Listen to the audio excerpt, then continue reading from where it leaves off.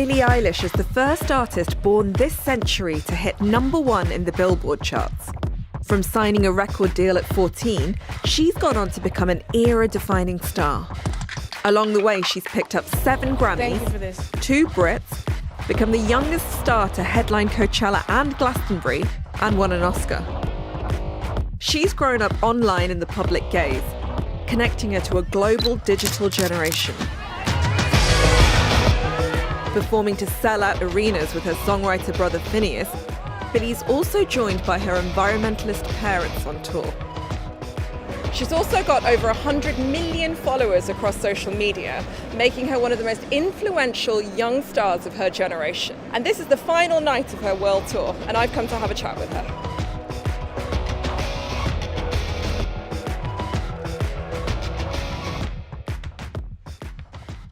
Billie Eilish, welcome to BBC 100 Women. Thank you so much for doing this. Thank you for having me. How you doing? I'm doing very well. So, I'm going to read you a couple of descriptions of you in the press. Okay, go for it. An icon, the hope for pop music's future, a weird but important feminist. What does that even mean? Okay. How would you describe yourself? Oh my God, I have no idea. I don't know. I feel like I might have known how to answer that question like a couple years ago. I don't know anymore. Because I don't look at myself in that way. I don't look at myself like I'm something to explain. You know what I mean? Yeah. I just exist. You know what I'm saying? A person. I'm just a person. I'm just existing and doing my part in life. You said a couple of years ago that you don't think there are many headlining opportunities for women, and then look at you, the youngest person to headline Glastonbury. I know. What do you think has changed for women in that time?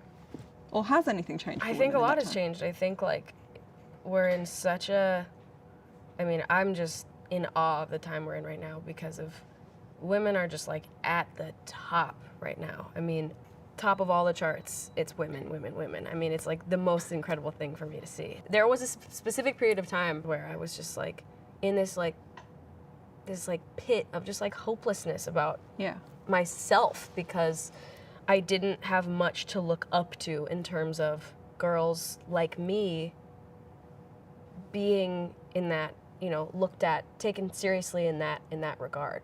It's just like I remember just like crying in my bed because I was thinking about the kind of show that I would want to put on, and I would just feel so like hopeless because I was like, I'm a girl, and so I'm never going to be able to have a show like that. I'm never going to be able to just be, you know, free up there and wild and like not have this and this going on and like, you know, perform in this way and be more physical and be more about the performance and less about the little things. And I just felt like that would never happen because it hadn't really happened. Just behind those windows, we've got people camped out. They were here last night when we popped in. I know. And they were having so much fun, like listening to your music, getting to know each other and stuff. Do you feel the kind of pressure of being that role model for so many young women with this huge platform that you have? No, I don't feel pressure. I feel so stoked about it. I feel so excited about it. And I don't even feel like, ooh, I'm a role model, let me do this and this. I just feel like truly in love with them. And it's like you don't even, when you're in love with someone, you don't think about how you might be affecting them because they're affecting you so much. And that's kind of how I feel about them. I'm like, I don't know, I've just like over time and like with different experiences and relationships, I've just been like, felt more and more like committed to them. You know what I mean? It's like I feel like I'm like in a relationship with them. So any friendship or relationship, romantic, whatever, they're like one of the first things I say. I'm like, just so you know, you're getting me, but you're also getting them. That's like what I say. Do you say that to your boyfriends as well? Oh, yeah. Just FYI, they come first. So, you know, if you want to get with me, you got to get with my fans. 4 days. 4 days. We've been here since Tuesday night. Sleeping on the floor every night. Sleeping on the ground for 4 days. And for this tour, we've camped over 300 hours. Close to 400 hours. This is for you to sit me in a crown. And then I've got her playing cards on my forearms, which are the Joker and the King. And then I've got a devil and an angel for all the good guys go to hell. I can't even explain it. She's just meant so much to me since the beginning, since she was so young. The way that she is so open about her emotions and lets everybody else feel like it's okay to feel that way. Like it's unique and it's very different. Like she doesn't speak about love songs as much. She speaks more about personal issues that I find really interesting. Body image, environment, Social skills, things like that. yeah, literally, yeah, just like everything, pretty much everything that matters. Yeah.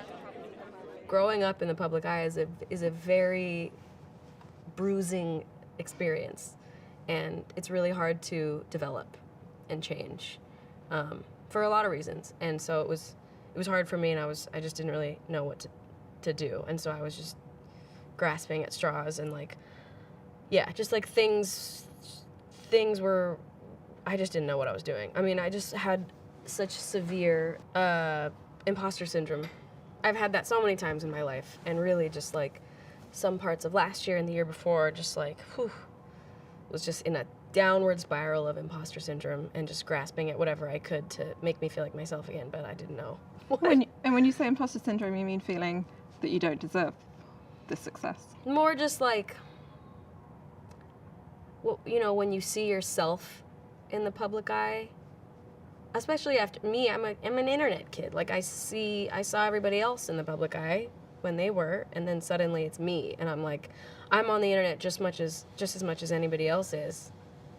But then it's like, oh, I'm part of the discussion now instead of just in the comments, which is like a very strange little thing. And when you see yourself and your name everywhere, it's really hard to know who the hell you are. And also just like what you like and don't like, because you kind of, especially because I got known as a thing when I was 15.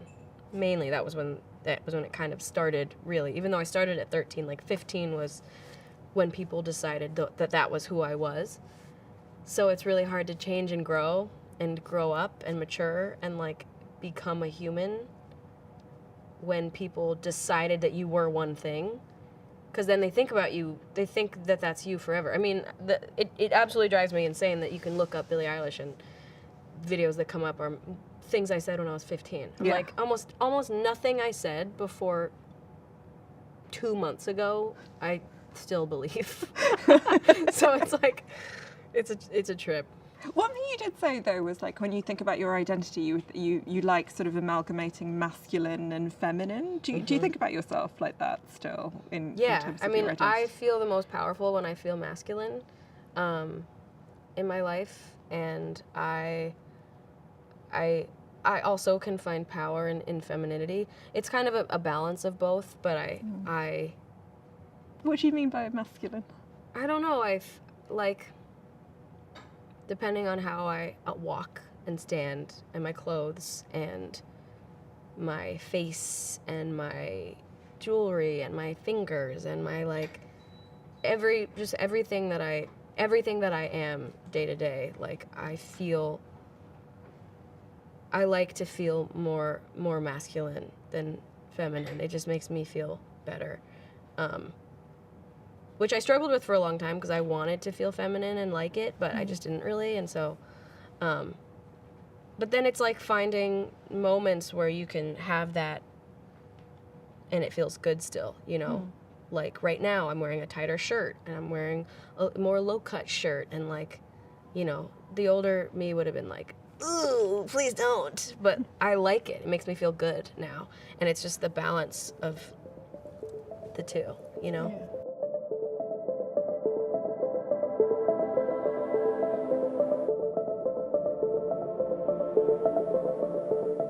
In your documentary, your Apple documentary, there was a lovely moment in there where Katy Perry pulls you to the side and she says, if you ever need someone to have a chat with, just give me a call, because it's about to get crazy in the next few years. Have you taken her up on that yet? No, I never called her. I should call her up. I mean, but it's so funny thinking about that now, because at the time I just didn't believe her. Like I just didn't think it would keep going, I mean, I think that it's really hard to see your future like that, when your future is so kind of in the hands of not just you. Yeah. Because I would hear that a lot. I would hear, and not only is it hard to believe, but it's hard to process, you know, and like know what the hell to do at all. And when somebody says like, you know, it's about to get crazy, it's about to... Crazier. Yeah, it was already so crazy. I couldn't imagine it being crazier. And also, I was just like, you just can't possibly imagine. It's like, you know, trying to explain a color that doesn't exist. You just, Right. you don't know. You don't know.